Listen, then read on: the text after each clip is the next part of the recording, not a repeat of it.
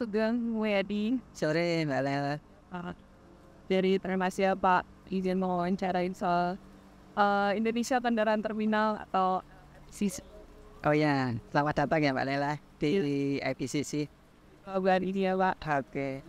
yang cukup terik ini.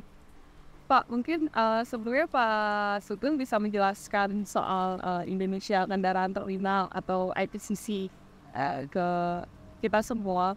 Mungkin di pelabuhan ini banyak fasilitas ya Pak dan operator dan mungkin belum banyak yang tahu apa sih yang dikerjakan IPCC ini dari sekian banyak fungsi yang ada di sini di pelabuhan ini Tanjung Priok. Ya, makasih Mbak Lela. Sebelumnya saya ucapkan terima kasih atas kedatangannya di IPCC. Ini merupakan salah satu anak perusahaan di Pelindo Group. Jadi di Pelindo ini sekarang ada 4 subholding peti kemas, subholding peti kemas, subholding marine service, dan subholding logistik. Nah, IPCC ini menjadi salah satu anak di subholding non peti kemas, gitu Pak. Nah, apa sih sebetulnya ruang lingkup IPCC ini? IPCC ini bergerak di bidang terminal kendaraan, kemudian handling equipment, kemudian di ro-ro terminal, serta di cargo management distribution, gitu Pak. Nah, salah satu dari ruang lingkup utama yang tadi yang paling dominan adalah di terminal kendaraan dan alat berat yang ada di Jakarta ini, gitu, Mbak Lela. Mungkin Bapak bisa ceritakan prosesnya bagaimana kendaraan yang akan dipasarkan di Indonesia ini datang ke sini atau misalkan dari sini keluar itu tugasnya IPCC-nya apa Pak? Iya, secara pengelolaan di dalam aktivitasnya kita bagi menjadi 3 ya. Yang pertama kegiatannya namanya receiving delivery, kemudian kedua kegiatan kita sebut cargo dooring, dan yang ketiga kegiatan kita sebut stevedoring gitu. Nah, kegiatan receiving delivery adalah kegiatan yang di aktivitasnya itu melakukan penerimaan kargo maupun pengiriman kargo. Sedangkan yang cargo dooring itu adalah storage yang ada di terminal kendaraan. Kemudian yang terakhir kegiatan stevedoring itu ada kegiatan bongkar muat dan ke kapal gitu. Jadi barang dimuat ke kapal dan turun ke kapal.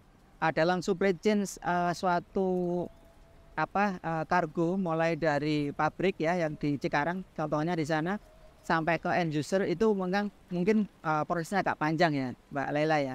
Jadi kalau kita boleh gambarkan mulai pabrik itu memproduksi mobil, taruhlah begitu ya. Mobil itu setelah dilakukan inspection oleh pabriknya, kemudian sudah dinyatakan valid untuk dikirim kepada konsumen, itu kemudian diangkut oleh transport darat melalui PCC, Pure Car Carrier, yang kita sebut biasanya kendaraan yang ada beberapa diangkut di dalam satu kendaraan juga, yang melalui Pure Car Carrier tadi.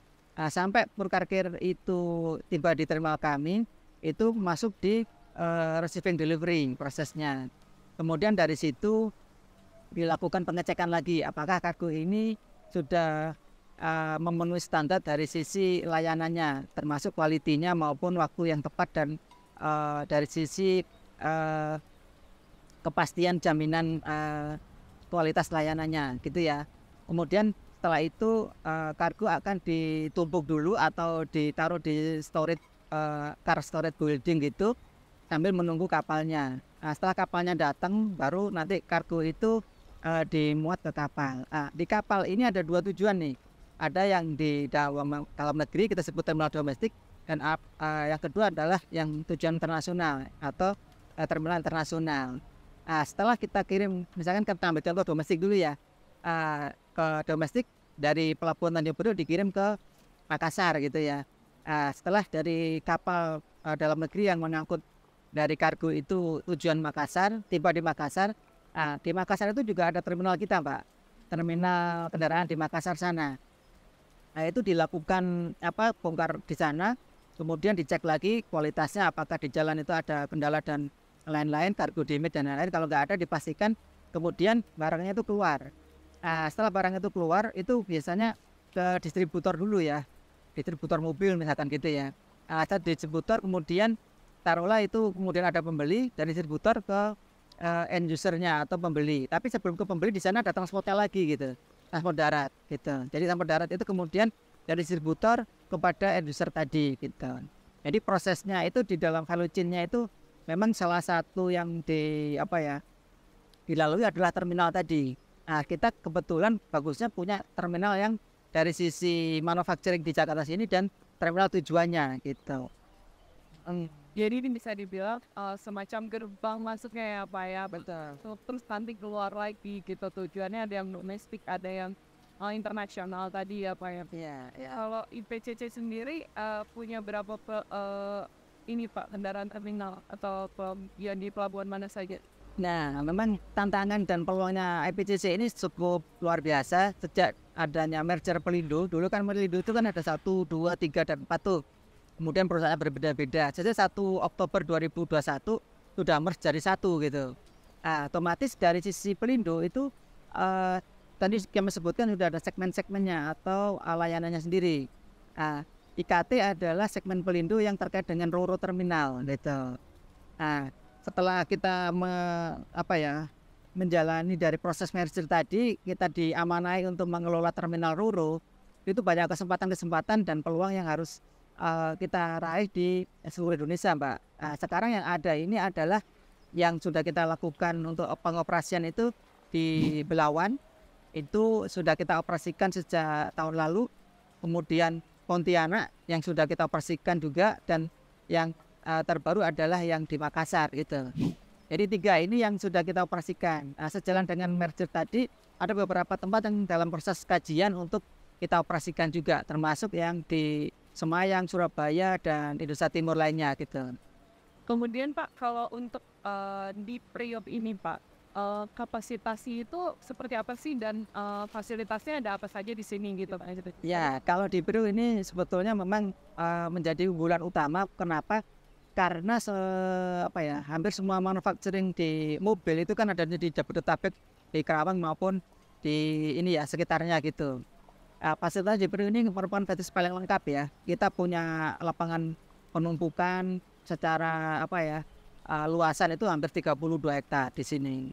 Terus kemudian dari sisi fasilitas-fasilitas terkait dengan pemeriksaan kualitas mobil kita paling lengkap. Kita sudah standar internasional juga. Kemudian dari fasilitas penumpukan di sisi mobilnya kita punya 5 lantai Mbak, dan rencananya kita juga akan bangun tambahannya. Terus terakhir dari sisi kapal, kedalaman draft kapal kita itu sudah tinggi ya, sekitar 12 meter minusnya, sehingga kapal-kapal besar internasional yang bersandar ke IKT ini tidak ada kendala lagi gitu. Karena secara fasilitas procurement dari standar permintaan shipping itu kita sudah memenuhi semuanya gitu. Kalau berarti occupancy yard itu berapa Pak lapangannya, itu bisa menampung berapa ratus unit barat? Nah, yang sekarang menjadi PR tantangan kami ini untuk kapasitas dari yang tadi itu sudah mendekati 60-70% sih, Bang. Jadi kalau sudah mendekati itu kita harus melakukan rencana perluasan gitu. Jadi kalau dalam 1 tahun itu untuk yang di Jakarta saja itu sekitar 570.000 mobil. Iya, kendaraan. Ditambah dengan luar Indonesia, luar Jakarta itu sekitar 667.000 mobil gitu. Ada di Makassar, di Pontianak, sama di Belawan gitu. Dan itu daya tampung keseluruhan Pak atau sekarang yang eksis? Kalau daya tampung di Jakarta sendiri itu sekitar 650-700.000 mobil. Jadi kapasitasnya masih sekitar 65-70%. Di sini yang sudah existing Pak untuk kliennya apa saja Pak yang mengirimkan kendaraannya via IPCC ini gitu? Kan baik ke dalam negeri, ke Indonesia sendiri, maupun yang keluar nih. Jadi kalau mobil-mobil yang mass production yang sifatnya umum itu memang lebih efisien dilakukan bongkar muatnya di kendaraan terminal di sini. Tapi kalau mobil-mobil yang sifatnya khusus ya kayak Ferrari, Bugatti itu melalui kontainer dia, karena memang treatmentnya khusus. Nah, siapa saja yang kontrak dengan kita itu hampir semuanya ya mobil besar gitu ya. Yang sudah ada yang sekarang ini adalah Toyota, Daihatsu, Mitsubishi, kemudian ada Hyundai, kemudian ada ikutannya yang sekarang lagi proses di manufacturing Cina itu juga lagi rencana ekspor bulan ini gitu. yang sudah punya pabrikan di Indonesia juga ini di pasar Bapak ya Pak, jadi Betul, betul. mereka lah bisnis IPCC sendiri ya sebagai terminal kendaraan ini kan sangat erat kaitannya dengan industri otomotif ya Pak ya. Betul. Dengan penjualan kendaraan roda 4 ya Mbak. Ya. Bagaimana Bapak melihat industri ini sekarang sih Pak gitu, dan kaitannya dengan bisnis Bapak seperti apa? Ya, jadi kalau kita lihat dari sisi industrinya ini cukup menarik ya. Kita juga sering diskusi dengan teman-teman di Gaikindo, kemudian teman-teman sering gitu. Mereka akan melihat secara keseluruhan terkait dengan kebijakan pemerintah ya, khususnya dari sisi sektor otomotif gitu, sama kebijakan yang hubungannya dengan persaingan-persaingan di tingkat regional seperti mobil listrik dan lain-lain gitu. Jadi ketika nanti mobil listrik dan mobil-mobil ikutannya meningkat, secara simultan IKT juga akan menerima berkahnya gitu. Karena terminal-terminal yang menjadi kelolaan kita ini menjadi pusat-pusat industri secara keseluruhan, secara nasional maupun internasional gitu.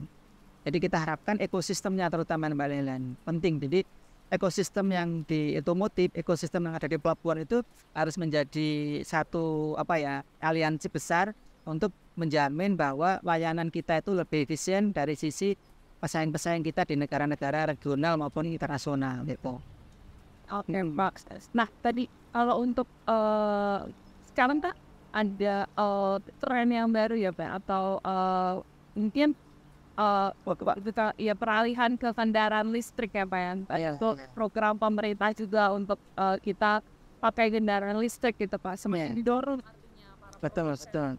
kendaraan listrik ini untuk masuk ke Indonesia gitu, dan bahkan di Indonesia sendiri kita udah bisa produksi gitu. Ya. Bagaimana Bapak melihat itu? Apakah ini menjadi satu pasar yang baru atau seperti apa? Ya, menarik kalau kita lihat dari sisi mobil listrik ini ya. Karena mobil listrik ini kan lebih ke emisi karbon yang lebih efisien dan lebih rendah ya. Dan ke depan memang kita harus menjaga lingkungan bumi kita supaya lebih baik lagi gitu. Nah, di mana IKT ini dalam konteks seperti kontribusi kepada karbon ini, ya kita juga mempunyai kontribusi yang tidak dibilang kecil untuk menekan karbon ini. Mobil listrik ini memang ada requirement tersendiri Mbak Lela untuk penanganannya, karena memang lebih ke kelistrikan gitu, sehingga kita harus menyediakan fasilitas infrastrukturnya terkait dengan plugging dan storage-nya gitu. Dan saat ini ada beberapa manufacturing yang sudah melakukan ekspor mobil listrik ini. Dan ke depan memang kita harapkan akan lebih banyak lagi gitu. Namun saya lihat dalam pengembangannya ini perlu komitmen bersama ya, stakeholder ya, dari pemerintah untuk menyiapkan regulasinya dan insentifnya, kemudian dari manufacturing juga mendorong supaya lebih efisien, dan terakhir adalah usernya gitu ya, dari masyarakat. Karena pertama behavior kita ini kan lebih banyak masih bertahap gitu ya, nggak bisa langsung listrik semuanya gitu. Bayangin aja kalau listrik semuanya, nanti rebutan plugging di jalan raya gitu kira-kira. Berjalan bersamaan itu. Aman juga ya, masih pengisian bahan bakar. Betul. Ada rencana lain apa nih Pak? Misalkan ekspansi ke timur gitu, menambah terminal baru gitu, atau domestik. Jadi kalau kita dalam 2023 ini lebih peningkatan kapasitas dalam CAPEX itu perluasan lahan, juga di antaranya juga penambahan terminal di luar Jawa gitu. Dan kami sebutkan tadi di Semayang ini kita lagi bahas dengan subholding kita, dan itu juga sekaligus pembahasan kita untuk kita mengelola di sana. Dan di sana ada rencana potensi yang cukup besar, termasuk yang pembangunan IKN itu di Balikpapan. Ya, ketika IKN sudah mulai jalan, di sana ada bongkar dan kebutuhan untuk alat-alat berat dan mobil. Mudah-mudahan kita bisa lakukan di tahun ini. Kemudian yang kedua ada di Surabaya maupun Indonesia Timur. Sekarang lagi proses kajian dengan timnya ITS mudah-mudahan kita bisa menentukan terminal mana yang bisa kita kerjasamakan untuk dikelola dan dioperasikan oleh IPCC ini gitu. Ya. Berarti kesannya Pak ya, ada banyak anggapan kalau penanggapannya mungkin perhitungan yang masih berpikir bahwa terus ini kan di pelabuhan ini salah satu bus of logistik ya Pak ya, untuk produk sampai ke tangan konsumen. Kalau yang kita bicarakan di sini otomotif, artinya mobil gitu. Sebagai salah satu penyedia jasa terminal kendaraan gitu. Gimana cara Bapak untuk mengefisienkan biaya untuk mereka gitu Pak, agar lebih sampai ke tangan konsumen biayanya tidak besar Pak gitu. Betul. Iya, ini yang pertanyaan menarik ya Mbak Lela ya. Jadi kalau dari sisi kami ada dua hal yang bisa kita lakukan. Yang pertama dari sisi internalnya dulu. Jadi kita transformasi operasi dengan standarisasi maupun detailisasi. Itu kita harapkan semua proses itu bisa lebih pendek dan akurat lebih bagus serta lebih efisien. Itu yang pertama. Kemudian yang kedua, kita kolaborasi dengan ekosistemnya gitu ya. Jadi kalau ekosistem itu yang misalkan untuk kendaraan yang dikirim dari Karawang ke Tanjung Priok ke terminal kendaraan ini, itu kita harapkan mobilnya itu satu angkut dari kendaraan ke Karawang dan dari nyampe di Tanjung Priok itu bawa lagi muatannya gitu, jadi tidak kosong gitu. Nah makanya kita harapkan dari sisi logistiknya itu tidak terlalu mahal gitu. Jadi kalau bandingkan tarifnya juga ya, tarifnya antara Karawang ke Priok itu dengan tarifnya di kendaraan itu mungkin bandingannya 1 dibanding dua kali apa 3 kali gitu ya. Kalau kita hitung secara logistik kosnya secara keseluruhan, pelabuhan itu sekitar 3-5%. Jadi kontribusinya memang kecil, tapi kita juga berusaha untuk bisa lebih efisien lagi gitu. Itu sih. Dari sini juga mungkin kan ada proses handling atau ada kalau yang kendaraan dan proses rakit segala macam ini juga di sini. Gimana caranya supaya efisien Pak di dalam sini gitu di Priok? Iya, jadi efisien itu kan ada 3 ukuran ya. Efisien dari sisi waktu, dari sisi kos rupiahnya, dan dari sisi kualitinya gitu ya. Jadi pertama kalau dari sisi waktunya kita dorong teman cargo owner itu bisa lebih cepat mengeluarkan barangnya supaya di sini tidak terlalu lama gitu. Kalau semakin di sini lama kan bayarnya ada masa-masa penumpukan. Jadi kita kasih customer itu penumpukan di sini gratis itu 7 hari gitu.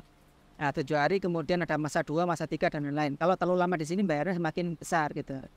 Itu dari sisi prosesnya. Kemudian kalau dari sisi harganya, kita ini juga harganya ini dari sisi logistik itu juga bersaing ya. Kalau di sana kan ada Patimban juga gitu. Jadi kita serahkan kepada cargo owner untuk memilih mana yang lebih efisien gitu. Dari sisi kualitinya itu kita bisa menjamin bahwa produk-produk yang di sini ini sudah memenuhi standar dari cargo. Khusus nih Mbak Lela, kalau yang melakukan belum sertifikasi, terus bajunya ada kayak kancingnya yang kenaan gores di mobil, nggak pakai sarung tangan yang kenaan gores di mobil, itu nanti di negara tujuan dikembalikan kan gitu. Makanya dari 3 tadi itu kita harus pastikan memenuhi aspirasi stakeholder gitu kira-kira. Asik mungkin bisa cerita dulu latar belakang Pak Sugeng sampai kemudian bisa menjadi pemimpin di PCC ini Pak.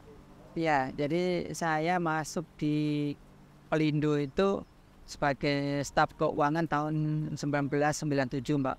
Sudah tua ya berarti ya, senior ya. Terus kemudian saya diamanai beberapa jabatan, pertama di Trisuri, kemudian di investasi, terus kemudian pernah di manajer cabang pelabuhan Tanjung Priok itu, terus kemudian tahun 2017 sampai 19 itu di direktur keuangan terminal kendaraan TBK ini, dan kebetulan waktu itu saya yang meng-IPO kan yang IPC ini. Kemudian setelah itu saya dikasih amanah menjadi direktur di Pelindo Investama, Pelabuhan Indonesia Investama. hampir 3 atau 4 bulan, baru yang per April kemarin diamanai sebagai Direktur Utama di IPCC sekaligus Direktur Pengembangan Bisnis dan Komersial di sini gitu. Berarti dari Bapak sejak selepas kuliah ya Pak ya? Ya, Studi itu Bapak sudah di Pelindo itu. Pelindo 2 zaman dulu ya. Zaman dulu sempat Persel. holding ya Pak ya. Ya, jadi Apa yang mau Bapak gitu ke pelabuhan ini gitu Pak, dari sekian banyak mungkin usaha atau bisnis gitu Pak? iya. Jadi saya melihat Indonesia ini kan negara kepulauan ya, dan kita ini masih banyak ketinggalan gitu di pelabuhan di Indonesia zaman dulu itu. Terus kemudian wah ini ada potensi besar untuk mengembangkan dan sekaligus mengabdi pada nusa dan bangsa, kira-kira gitu Mbak Laila. Karena kita berikan yang terbaik kepada ya pekerjaan kita, which is itu berimpact kepada masyarakat yang lebih luas dan akhirnya manfaatnya lebih besar. Ya salah pelabuhan gitu. Nah pelabuhan ini memang tantangannya tidak hanya dari sisi nasional, tapi kita harus berkaca dengan pelabuhan internasional kayak di Singapura, di Rotterdam, dan pelabuhan-pelabuhan di Amerika gitu kira-kira. Nah, kenapa Bapak memilih bertahan di sini gitu, atau apa yang membuat Bapak bertahan di sini gitu, itu sampai sekarang pernah pindah selain hati kah atau Iya, jadi kalau tadi ya kita sampaikan bahwa di IKT atau IPCC ini kan merupakan bagian daripada pengabdian di sisi kita kepada negara gitu ya. Jadi kalau kita bisa berbuat dan menghasilkan manfaat yang lebih besar, maka kita akan membawa manfaat dari sisi perusahaan dan masyarakat akan lebih besar juga gitu. Jadi niatnya itu yang mungkin harus ditebelin gitu Mbak Lela. Karena berbeda dengan di swasta ya. Kalau yang di swasta itu kan lebih ke profit dan sifatnya lebih ke grupnya atau perusahaannya itu sendiri. Tapi kalau di BUMN, once dalam konteks bisa memberikan manfaat perubahan maupun perbaikan, itu mungkin dirasakan. Misalkan kayak peningkatan fasilitas layanan di pelabuhan yang sekarang lebih efisien, lebih tertata, itu masyarakat akan terdampak dengan harga yang lebih kompetitif, lebih murah gitu. Terus kemudian dari sisi pengirimannya lebih cepat, dan yang terakhir mereka akan multiplier efek ke belakangnya gitu. Jadi pabrik-pabrik juga ikut terdorong untuk berkembang gitu. Pak, rencana sampai pensiun Pak di sini? Insya Allah ya, insya Allah. Meskipun sebetulnya saya juga banyak tawaran sih terus terang. Tapi tadi niat yang baik itu kan memang harus ditebelin tadi untuk membangun negeri gitu, kira gitu. Kita setia. Amin. Kalau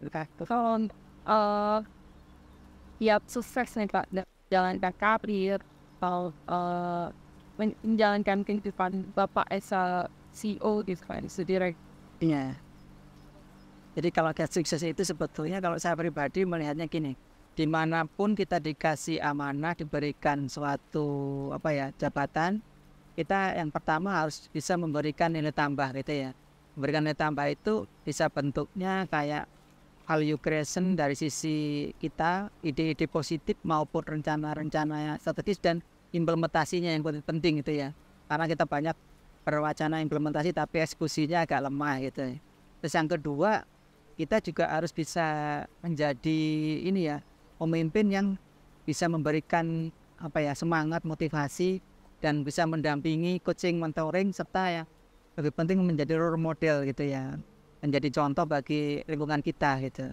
Nah, kalau tim kita sudah sukses dengan pengalaman yang bagus, kemudian hasilnya juga bisa dirasakan orang banyak, kita akan menjadi pemimpin yang bagus, dan itu akan dilihat secara keseluruhan oleh alam semesta maupun atasan kita gitu. Itu sih. Iya. Bapak kan dalam di Pelindo ini dari awal berkarir gitu. Dan Bapak sudah melewati segala fasenya Pelindo ya. Sampai kemarin itu ada terbentuk holding gitu ya Pak. Nah, itu apa sih yang bisa Bapak ambil wajar atau mungkin dari semua proses, aku melihatnya waktu ketika pelabuhan ini dulu masih semeraut kutip ya Pak ya, quote, dan mungkin masih banyak katakanlah pungli dan segala macam gitu. Nah sampai sekarang tuh melihatnya sudah kondusif gitu. Kenapa? Nah ada peran Bapak di situ kan, gitu. Salah satunya gitu. Apa sih yang bisa Bapak ambil gitu pelajaran dari situ gitu? Ya, Bapak jadi dari pelabuhan di Indonesia. kita bersama-sama tim, bersama-sama semua stakeholder itu mencoba untuk memberikan apa ya, perbaikan-perbaikan, tambahan-tambahan nilai, terus kemudian dan rencana-rencana yang pengembangan tadi gitu. Kalau dalam konteks saya di Pelindo, pengalaman saya dulu itu pernah melakukan restrukturisasi hutang, di mana waktu itu Pelindo 2 waktu itu ya, itu nggak bisa bayar hutang, kita restrukturisasi dan akhirnya semuanya happy gitu ya. Kemudian yang terakhir ini kita ada recovery aset di Pelindo Investama, kita juga lakukan untuk beberapa aset yang kurang produktif menjadi aset produktif. Terus kemudian yang sebelumnya kita lakukan yang ini IPO IKT ini, IPCC ini gitu. Kenapa sih kita IPO kan? Karena kita melihat bahwa ke depan ini kan prospeknya cukup bagus. Kemudian kita juga concern mengenai tata kelola gitu. Jadi ada 2 hal itu ya. Prospek yang bagus diimbangi tata kelola yang bagus, kita harap siapapun penerusnya di IPCC ini akan menjadi champion yang lebih bagus lagi di bidangnya gitu. Sehingga harapannya IKT atau IPCC ini ke depan akan menjadi perusahaan yang sustainability dan mempunyai prospek yang bagus, dan yang lebih penting kinerjanya akan meningkat gitu sih Mbak Lela. Kalau mungkin Bapak sudah lama di sini, kalau apa ya, kita tuh kan satu hal, tapi kalau untuk bertahan itu hal yang lain ya Pak. Iya. Nah, kenapa Bapak memilih bertahan di sini gitu, atau apa yang membuat Bapak bertahan di sini gitu, terus sampai sekarang pernah pindah selain Hatika atau? Iya, jadi kalau tadi ya kita sampaikan bahwa di IKT atau IPCC ini kan merupakan bagian daripada pengabdian di sisi kita kepada negara gitu ya. Jadi kalau kita bisa berbuat dan menghasilkan manfaat yang lebih besar, maka kita akan membawa manfaat dari sisi perusahaan dan masyarakat akan lebih besar juga gitu. Jadi niatnya itu yang mungkin harus ditebelin gitu Mbak Lela. Karena berbeda dengan di swasta ya.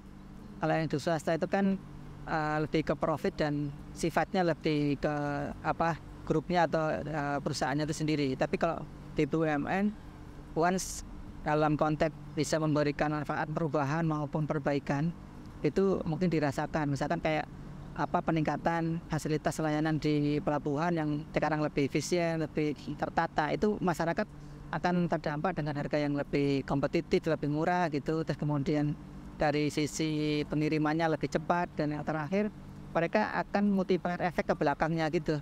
Jadi pabrik-pabrik juga ikut terdorong untuk berkembang gitu. Rencana somewhere pensiun Pak di sini? Insya Allah ya, insya Allah. Meskipun sebetulnya saya juga banyak tawaran sih terus terang. Tapi tadi niat yang baik itu kan memang harus ditebelin tadi untuk membangun negeri gitu, kira-kira gitu. Tetap setia. Amin.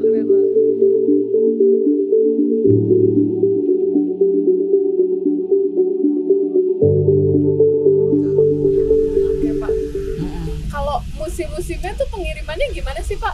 Ada waktu-waktunya nggak Pak? Iya, ada siklusnya ya. Kalau di grupnya Jepang itu kan tahun fiscal year-nya itu kan mulai April sampai Maret ya. Kalau di kita kan Januari sampai Desember gitu. Biasanya memang kalau permulaan awal gitu ya, April kayak kemarin, Mei itu masih kurang tinggi gitu, masih rendah gitu. Nanti Desember itu biasanya yang banyak gitu, karena menutup tahun di sisi kita dan meningkatkan produksi dari sisi tahun takvimnya gitu. Kita beruntung hari ini ada kapal juga, ini kapal internasional, ini auto hook cylinder, ini juga pelayaran dari Eropa ke Asia sampai ke Indonesia gitu Mbak. Ya. Ini juga yang alat-alat berat, ada Mobilco, ada beberapa konstruksi itu memang dibongkar di pelabuhan atau terminal RoRo gitu. RoRo itu singkatan roll off roll on gitu. Nah itu biasanya lebih ke yang lebih banyak yang ada rodanya maupun yang terkait dengan alat-alat berat gitu. Nah, ini kita punya gedung parkir ini ada 5 hektar. Gedung Merah Putih ini kapasitasnya 1 hektarnya sekitar hampir 600 ya. Kalau kali 5 berarti sekitar 33.000 per penampakannya gitu.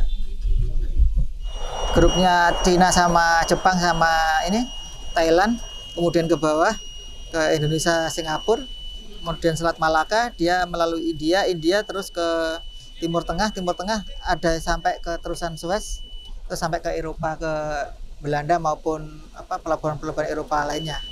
Bahkan di Belanda itu ada di Belgia itu ada pelabuhan Zeebrugge ya, terminal kendaraan khusus juga. Biasanya mereka ngeling ke sini gitu. Ada kapal Willems, ada kapal dari NYK yang itu pelayarannya tadi mulai dari Far East, Middle East sampai ke Eropa gitu. Dan sekali kapal muat ini bisa 2.000 sampai 12.000 untuk satu kapal itu. Yang kecil 2.000, yang besar sampai 12.000.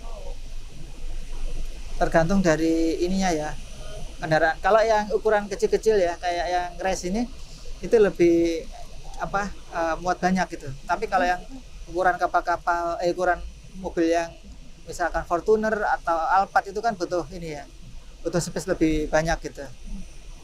Rata-rata sekitar 13 meter kubik sih, 13 meter persegi gitu.